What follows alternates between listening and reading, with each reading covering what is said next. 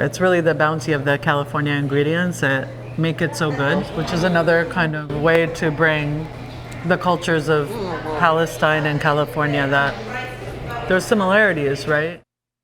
Napa Valley. Women have shaped the excellence of this region, and they're defining its future as a destination. If you like wine, or even if you aren't drinking, there's something for every taste in Napa Valley.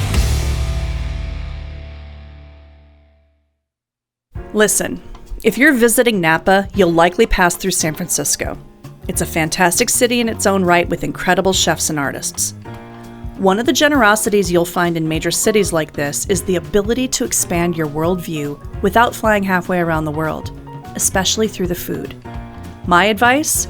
It's worth your time to swing through the Mission District. Stop by Reem's, California. Founded by Chef Reem Assil with her business partner Zaynah Hindi. Chef Reem was named the 2019 Best Chef by San Francisco Magazine, and she's a 2-time James Beard Best Chef nominee. When you arrive, 2 things will happen. First, you'll enjoy incredible dishes that lean into the local flavors of Northern California with a Palestinian spin. And that's the second thing that'll happen. You'll experience Palestinian cuisine and hospitality. The Palestinian community in the Mission District preserves and celebrates its culinary traditions, and they do it without code switching back to generic Middle Eastern labels. Think about it. With nearly 20 nations and territories in the region, there really is no such thing as Middle Eastern cuisine. Reem's fully embraces these distinctions. The baba ganoush we know of in America has Lebanese origins. In Palestine, it's mutabal, a creamy eggplant-based dip with its own distinctive flavors. Chef Reem, a first-generation Syrian Palestinian American, learned to code switch while growing up in New England. In other words, trying to hide her cultural identity, usually to make other non-Arab Americans comfortable. Moving to California, her experience in community organizing led her back to the food experiences of Arab culture, and her code switching stopped. Today, her Reem's locations set the table for you to come forward and experience that culture for yourself. We didn't think that the aunties and uncles were gonna come to our place. We wanted to popularize it for the American public, to be like, if they could see how cool our culture was, and that it's not just this like trope of like shawarma and falafel, because that's all people know. It's like street food, it's like, you know, grimy or whatever, or like it's like cliche Mediterranean, Arabian, like all these. We wanted to like push against all that and do something new and fun and hip and vibrant, which we thought would like appeal to, you know, the millennial, or not, I guess now the Gen Z.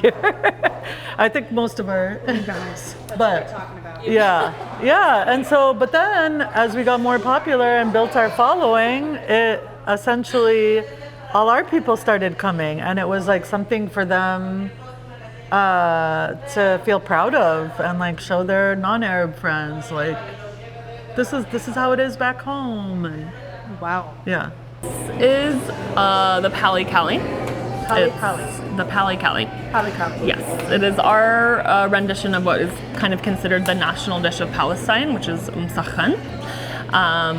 We call it the Pal-Cali Palestinian Californian. We have some of the traditional elements, the chicken with lots and lots of caramelized onion, and of course all of that sumptuousness is getting baked right into the bread. And then we throw some California love on there with the arugula, a little pickled red onion.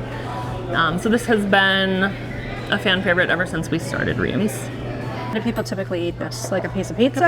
Yeah. That's okay. I was already munching on. When we serve this in like, if you go to a Palestinian's house, this will be served in like a tray that's almost the size of this table, and you just get in there with your hands, just tear apart the bread. And this dish celebrates the olive harvest. Even though it's primarily chicken and onion, it's cooked low and slow in the olive oils. The flavor is amazing. We use California olive oils, which is another kind of way to bring the cultures of Palestine and California, that there's similarities, right? And the terrain of the Levant. Fattoush really for me symbolizes or is emblematic of how resourceful Arabs are. Fattoush is like literally like a whole melange of things you have. Like, the more things, the merrier. It's like a nice mix, and particularly the day-old bread that Arabs have, there never goes to waste. It gets refried and repurposed into a salad. We need more fried bread in our life. I know, there's always room in life for fried bread. I guess this is like the Arab version of the panzanella salad. Kabocha squash, some pomegranate, some Granny Smith apple, pumpkin seeds that we've spiced with a chili house mix. You know, everything at Reem's, you know, we take these kind of traditional things and we take care of each ingredient with care. It's really the bounty of the California ingredients that make it so good. I think from a young age, I felt like I could really connect to people who've gone through struggles that I felt like I could relate to.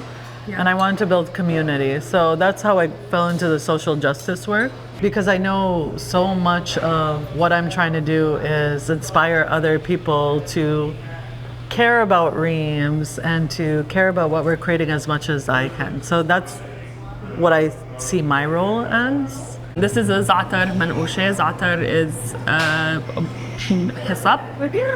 It's an herb, and it's blended with sesame seeds, sumac, a bit of salt, and then blended with olive oil into like kind of a pesto-like consistency, and then we slather it onto the dough before we put it in the oven.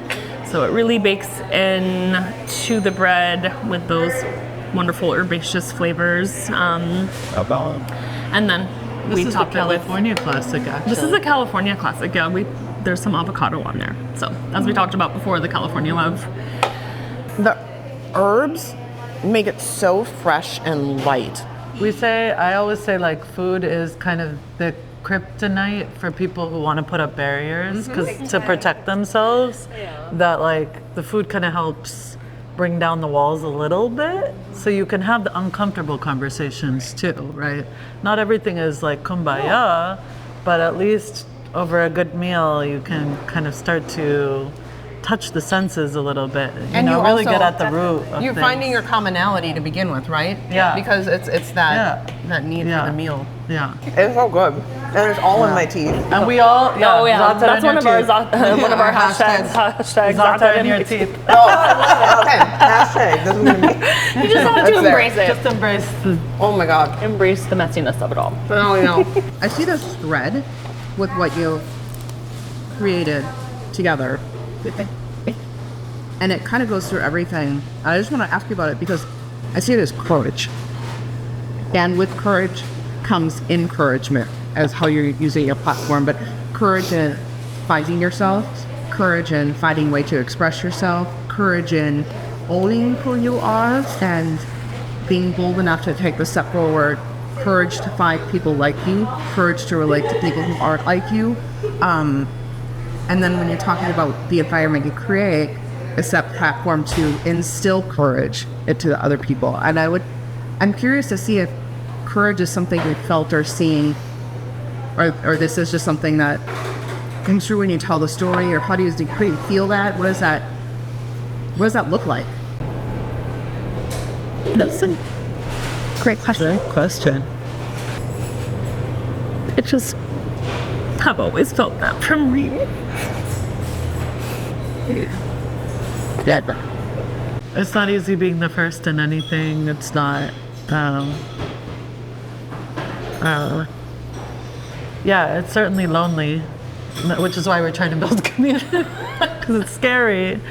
You know, when we first came on the map, like, we had huge backlash against us. You know, people who were saying I was a terrorist supporter and all of these things, and it was really scary. It's really scary to be in the spotlight and tell the story of your people, and it sometimes even feels trivial to be doing this, right? When you're literally, you know, your family is being killed. To have to wake up every morning and compartmentalize that and come to work and put on a strong face, and like me and Zaynah as the leaders of this, and hopefully have our team see our humanity. It's hard.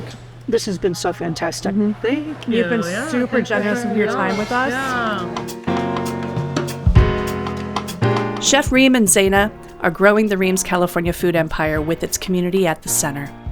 With 3 area locations and an employee-owned business model, they are in serious expansion mode, with a Reem's at-home line of Manesh flatbreads, Fatayer's savory pastries, and falafel available for fresh delivery in the San Francisco area. They're also exploring grocery distribution of its pitas. The dream? Early plans for a za'atar farm adjacent to the Napa region, a splendid complement to the locally sourced oils and produce found in its dishes. Reem's blends traditional flavors with local seasonal ingredients indigenous to Northern California. Don't be surprised if you can't stop eating once you start. The flavors are astounding. I now dream of za'atar manouche and that mezza sampler when I'm craving comfort food. Do not miss Reem's California, and make sure to save room for a cardamom latte.